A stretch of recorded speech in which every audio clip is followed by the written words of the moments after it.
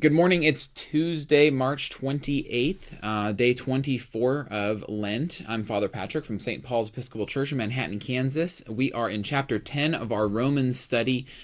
We had just heard about Paul in chapter 9 really working through some of his anxiety about why Israel hasn't accepted the message of God through Jesus Christ. And today he's continuing along that train of thought. Why has Israel stumbled over this idea of Christ, and why are they not following? So this is chapter 10, verses 5 to 21, a little bit longer. Has a lot of scriptural quotations, so make sure you're reading along so you can see where the quotes are. My Bible calls it "Salvation is for all." 10:5. Moses writes concerning the righteousness that comes from the law that the person who does these things will live by them.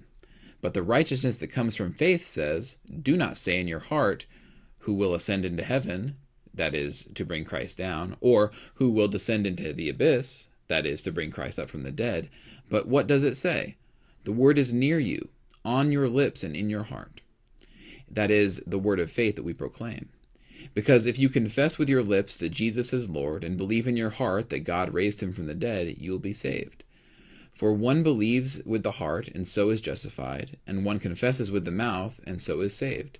The scripture says, "No one who believes in him will be put to shame." For there is no distinction between Jew and Greek. The same Lord is Lord of all and is generous to all who call on him. For everyone who calls on the name of the Lord shall be saved. But how are they to call upon one whom they have not believed? And how are they to believe in one of whom they have not heard? And how are they to hear without someone to proclaim them? And how are they to proclaim him unless they are sent? As it is written, "How beautiful are the feet of those who bring good news." But not all have obeyed the good news, for Isaiah says, "Lord, who has believed our message?" So faith comes from what is heard, and what is heard comes through the word of Christ. But I ask, have they not heard? Indeed they have, for, quote, their voice has gone out to all the earth, and their words to the ends of the world. Again I ask, did Israel not understand? First Moses says, "I will make you jealous of those who are not a nation. With a foolish nation I will make you angry." Then Isaiah is so bold as to say, "I have been found by those who did not seek me. I have shown myself to those who did not ask for me." But of Israel he says, "All day long I have held out my hands to a disobedient and contrary people." That was chapter 10, verses 5 to 21, called "Salvation for All." This is an interesting section because it is just rife with quotes from the Old Testament. Predominantly Isaiah and Deuteronomy are going to be your texts here. And Paul is doing a little bit of preaching here, a little bit of Bible study too. He's taking a quote and then he's commenting on it, right? So he says, "Who will ascend into heaven?" That is to bring Christ down. That's Paul quoting Deuteronomy and then commenting on how he's interpreting those Old Testament messages. But the gist here is him trying to figure out what exactly is going on with the message that God is trying to convey. Is it possible that Israel hasn't heard and understood what has been sent to them through various means, including my own proclamation? Paul obviously speaking that. So that brings us to the Greek word of the day. It's actually two words, but they're related to each other. This is down in verse 16 and 17. We see, this is what it says. He says, "But all who have obeyed the good news, but not all have obeyed the good news. For Isaiah says, 'Lord, who has believed our message?'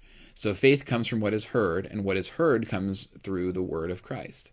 There are four words there that are all actually the same word or intimately connected to each other.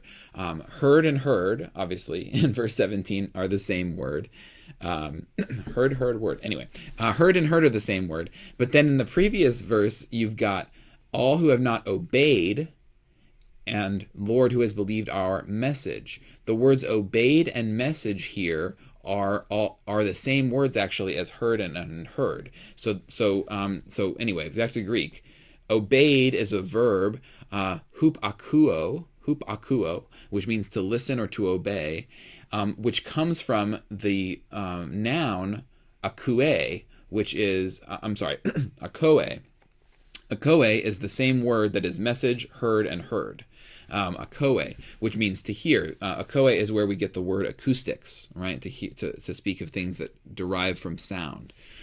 So it's being driven home here in the Greek. They're hearing hupakoo, akue, akue, akue, hearing, and obey. For Paul, and he believes, because of the quote in Isaiah, that if you hear the message, that is what you can't obey the message. You can't accept the message until you've heard it, right? Which is why you have that beautiful stair-step argument where he says, how are they to call upon one whom they have not believed, and believe if they haven't heard, and heard without somebody to proclaim it, and proclaim unless they're sent.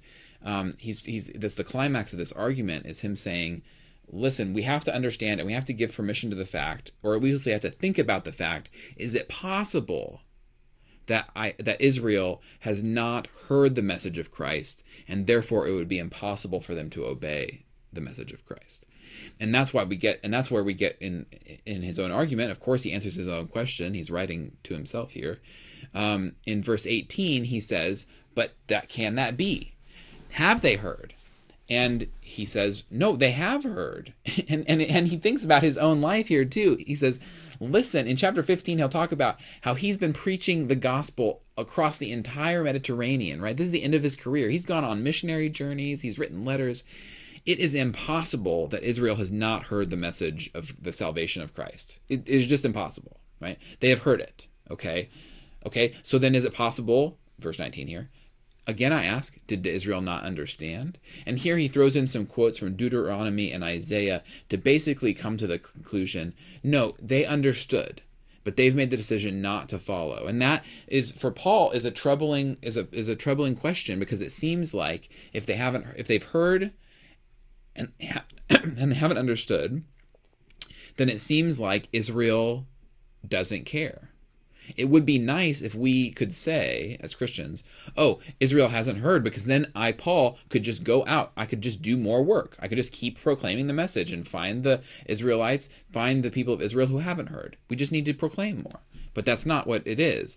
He believes that they have heard and they have understood, which begs the larger question. God has every reason to be frustrated with Israel, so what is he going to do about that? And that's what we get to in tomorrow's reading when we start chapter 11, and what finishes out this whole section, this lament that Paul has. What is going on here? All right, so that wraps up our little discussion there. I want to give you a thought for the day. This beautiful stair-step argument in verses 14 to 17 begs the question.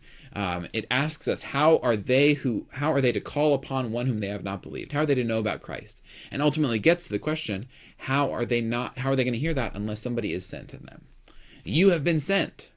We Episcopalians and Christians in general today do a bad job of proclaiming the good news. Lent is one of the things you can do during Lent is to say to yourself, how could I do better at this, right? Who could I invite to join me to hear the good news? Who could I just share the good news with? And sharing the good news isn't about being orthodox and being correct all the time. It's about just saying, I've heard this message of Christ and it has changed my life. My relationship with my church, it means something to me, and I want to share that with you. How are they to call upon one whom they have not believed or heard from? It's on you. Have a happy and a holy Lent, and we'll see you tomorrow.